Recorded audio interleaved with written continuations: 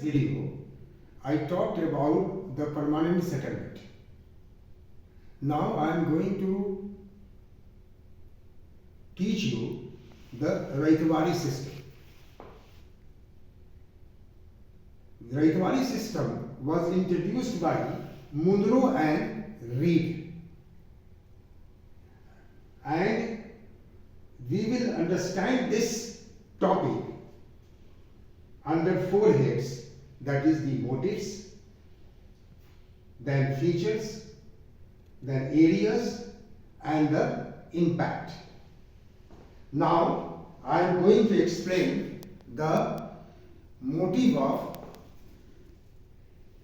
रैतवाड़ी system. उनका रैतवाड़ी व्यवस्था का मुख्य मोटिव, मुख्य उद्देश्य क्या था? द फर्स्ट उद्देश्य जो था, that was the whatever the difficulties in the permanent settlement. अस्थायी बंदोबस्त में बहुत सी डिफिकल्टी आई, जो मैंने आपको एक्सप्लेन किया था कि परपेचुअलिटी होने के बाद भी जमींदार लोग जो थे वो समय पर लगान नहीं दे पाते थे। तो उस सारी डिफिकल्टीज को दूर करने के लिए उन्होंने रैतवाड़ी व्यवस्था की शुरुआत की।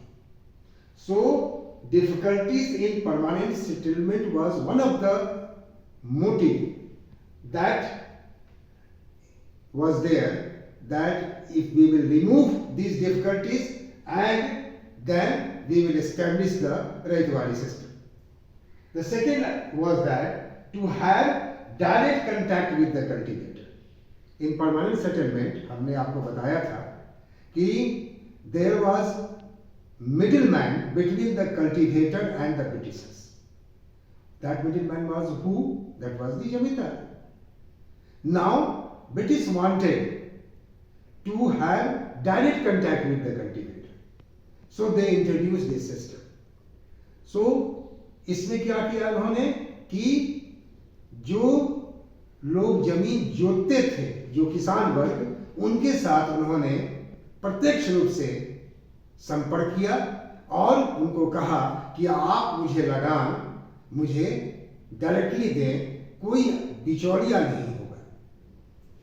तीसरा था for deep penetration to collect revenue, यानी कि वो चाहते थे कि गांव-गांव जाकर अपना राजस्व इकट्ठा करें और इससे लोगों से संपर्क करें, ताकि मेरा जो यहाँ रूल है वो स्टेबल हो जाए।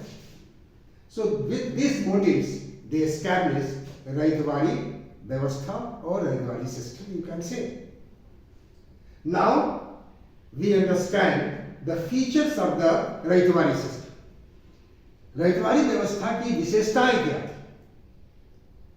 तो पहली विशेषता थी direct payment of land revenue to the state. अभी मैंने बताया कि वो चाहते थे कि कल्टीवेटर के साथ डायरेक्ट कंटैक्ट हो। तो अब कल्टीवेटर क्या करेगा? किसी जमींदार को राजस्व न देकर वो सीधे ब्रिटिश सरकार को ही राजस्व देगा। तो डायरेक्ट पेमेंट शुरू हो गया। Settlement to be revised periodically after 20 to 30 years।